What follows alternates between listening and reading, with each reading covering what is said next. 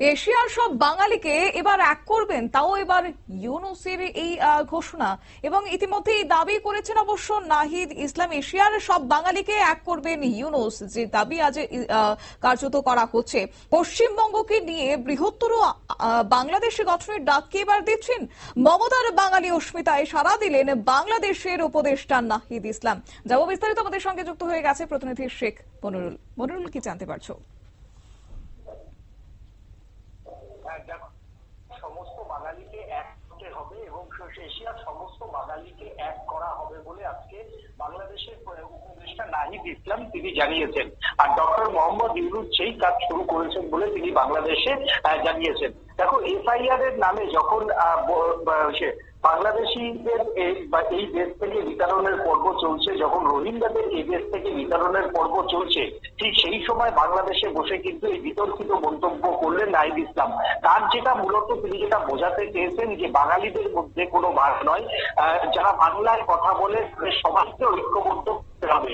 অর্থাৎ যে ইউনূস একটা সময় উত্তর পূর্ব দখলের ডাক দিয়েছিল, কলকাতা দখলের ডাক দিয়েছিল বাংলাদেশের বেশ কয়েকজন ব্রিগেডিয়ার, তারও ইঙ্গিত কিন্তু সরাসরি কিন্তু নাহিদ ইসলামের গলায় কিন্তু তুলে ধরা পড়লো।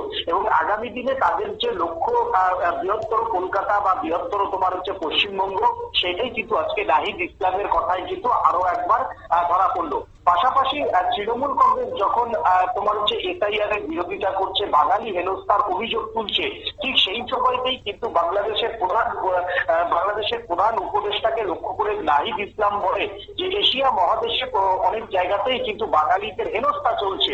সেই হেনস্থার প্রতিবাদে সমস্ত বাঙালিকে, এশিয়া মহাদেশের যারা বাঙালিরা রয়েছেন সমস্ত বাঙালিকে এক করতে হবে এবং সমস্ত বাঙালিরা যাতে ঠিকমতো থাকতে পারে তার ব্যবস্থা করতে হবে, এমনই কিন্তু বাংলাদেশে একটি জনসভাতে নাহিদ ইসলাম তিনি বলেন।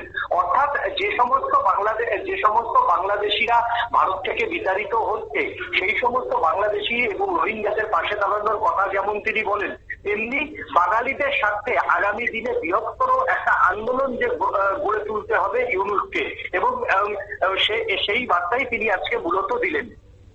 ধন্যবাদ। আপনারা শুনলেন, অর্থাৎ একদিকে যখন পশ্চিমবঙ্গে রীতিমতো বাঙালিদের নির্যাতন হচ্ছে কিংবা বাঙালিরা সেখানে অত্যাচারিত হচ্ছেন বলে অভিযোগ তুলেছেন, ঠিক সেই সময়টাতে দাঁড়িয়েই বাংলাদেশের উপদেষ্টা নাহিদ ইসলামের এই বক্তব্য যে তাৎপর্যপূর্ণ, সেই কথাই বা গুঞ্জনে এখনো সর্বত্র হচ্ছে। সংবাদ আপাতত এই পর্যন্তই। পরবর্তী আপডেটের জন্য চোখ রাখুন শুধুমাত্র নিউজ ভ্যানগার্ডের পর্দায়। নমস্কার।